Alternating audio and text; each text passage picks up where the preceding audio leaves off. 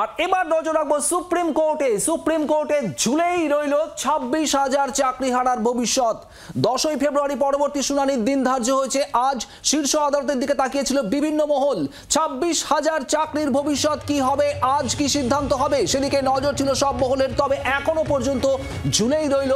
পরবর্তী শুনানির দিন ধার্য হয়েছে 10ই ফেব্রুয়ারি। এই 26,000 চাকরি বাতিলের সিদ্ধান্ত, বাতিলের নির্দেশ দিয়েছিল কলকাতা হাইকোর্ট। আর এরপরেই চ্যালেঞ্জ করে মামলা হয় শীর্ষ আদালতে। রাজীব চক্রবর্তী আমাদের প্রতিনিধি রয়েছেন আমাদের সঙ্গে। রাজীব, আজও চূড়ান্ত সিদ্ধান্ত হলো না শীর্ষ আদালতে? দেখো, চূড়ান্ত সিদ্ধান্ত হলো না এবং সেক্ষেত্রে সিদ্ধান্ত হওয়ার জন্য আবার একটি তারিখ হলো এবং আগামী 10 ফেব্রুয়ারি এই মামলার পরবর্তী শুনানি হবে। হ্যাঁ, তোমাকে জানিয়ে রাখি যে এই মামলার এর আগে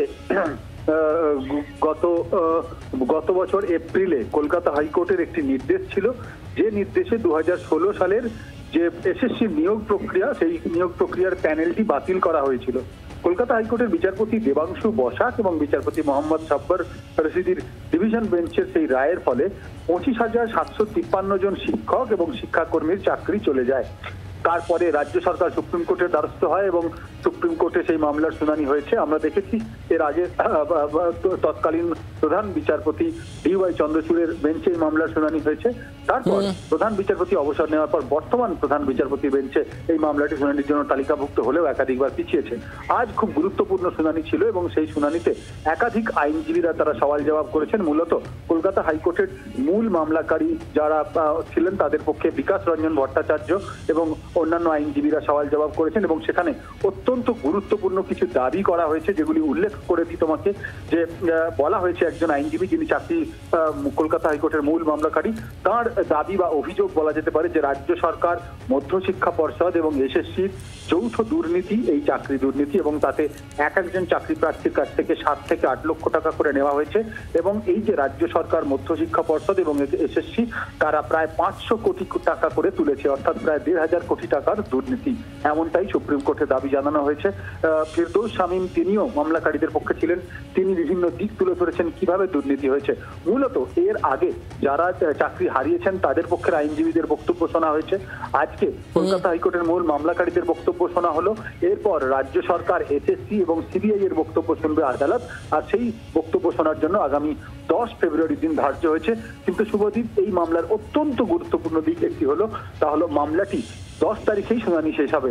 সুপ্রিম কোর্টের প্রধান বিচারপতি আজকে স্পষ্ট জানিয়ে দিয়েছেন, আগামী 10 তারিখ দুপুর 2টোর সময় এই মামলার শুনানি, এবং শুধু শুনানি নয়, মামলার শেষ শুনানি, তারপরেই কিন্তু রায় দেওয়া হবে এই মামলায়।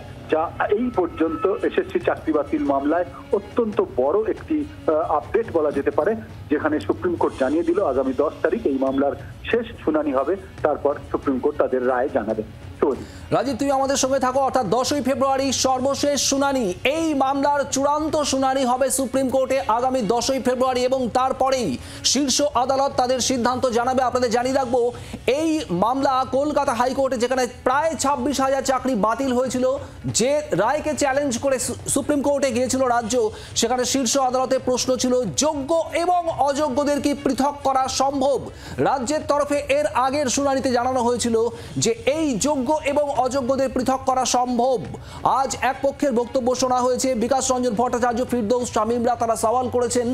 এরপর বাকি পক্ষদের বক্তব্য শোনা হবে 10ই ফেব্রুয়ারি এবং তারপরেই সম্ভবত এই 26,000 চাকরিহারাদের ভবিষ্যৎ কি তা একেবারে নির্ধারিত হয়ে যাবে শীর্ষ আদালতে।